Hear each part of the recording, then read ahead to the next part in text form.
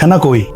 আম্মার ঘরে ঘুমাইছে। আজকে একটু মার্কেটে গেছিলাম কাপড় চোপড়ের খবর নিতে, চিন্তা করছে কাপড়ের ব্যবসা করবো। তুমি কাপড়ের ব্যবসা করবা?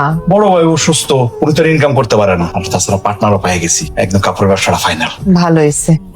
আমার জন্য কাপড় আনছো? ভাবিলে আনতে চাইছিলাম কিন্তু পকেটে টাকা ছিল না। তা থাকবো কেমনে? সবার জন্য সবকিছু আনতে পারো, আমার জন্য বা তোমার ভাইয়ের জন্য কোনো কিছু আনতে গেলেই তো টাকা থাকে না। এই বাড়িতে সবচেয়ে অবহেলিত তো আমরাই দুইজন। ভাবি এটা কি কইতেছো তুমি? কি কইবো আর, যা কইছে ঠিকই কইছে। আচ্ছা শুনলাম তুই নাকি এই রমেশ মিয়ার লগে ব্যবসা দিতেছ? ভাই মানে একটা কিছু তো করতে হইব, ভাবছিলাম তোমার বলবো, পরে আবার ভাবলাম যে আগে শুরু করি তারপর বড় ভাইরে বলবো। না না, আমার আর কইতে হইব কেন? আমার কাছে কিছু জিজ্ঞানের দরকার নেই। আমি এই বাড়ির কে? আল্লাহ আমার অসুস্থ বানাইছে, রুগী হওয়ার পরে দেখছি একেবারে আমি এই বাড়ির চাকরের মতো। খালি আমি একলা না, আমার বউটা এই বাড়ির চাকরানি, এটা আমার দেখা হয়ে গেছে। কি কইতেছেন আপনারা? মিথ্যা কি কইছে রুকসানা?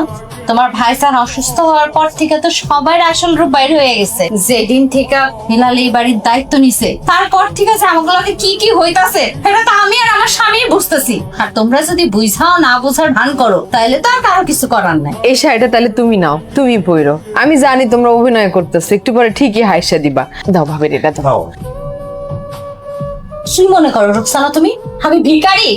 এই ভিক্ষার কাপড় আমি পরবো? জীবনেও না, লাগবো না কিছু আমাকে। আমার কাছে মনে হয় কি জানো, এখানে কেউ একজন গুটি চালতেছে, যে কারণে ভাই ভাবি হঠাৎ করে পরিবর্তন হয়ে গেছে। তুমি উচিত বিচার করছো ভাবি। মানে তোমার কি ঠেকা পড়ে গেছে হের মাইয়ারে তুমি কষ্ট করে লালন পালন করার? যার যার মাইয়া সে রাখুক। ঠিক কথা কইছো, এতদিন তো বলদ ছিলাম, যা কইছে হিডেই শুনছি। আমি এখন আর এইসব চাকরানিগুড়ি করতে পারবো না। ও তাহলে এই দিক থেকে বুদ্ধি পাইছো ভাবি? রুকসানা তুমি এখানে? আইলাম মায়াডার একটু তোমার কাছে দিতে, আমার আবার রান্না করা লাগবে তো। আমারও শরীর অসুস্থ, ভাই রাখতে পারবো না। আমার শরীর অসুস্থতা আমি কি করবো? আমার কি আর কোনো কাজ কাম নাই?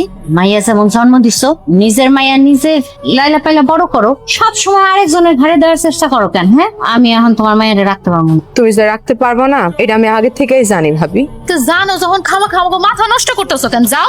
সাদিয়া তুমি কিন্তু একদম কাজটা ভালো করলা না।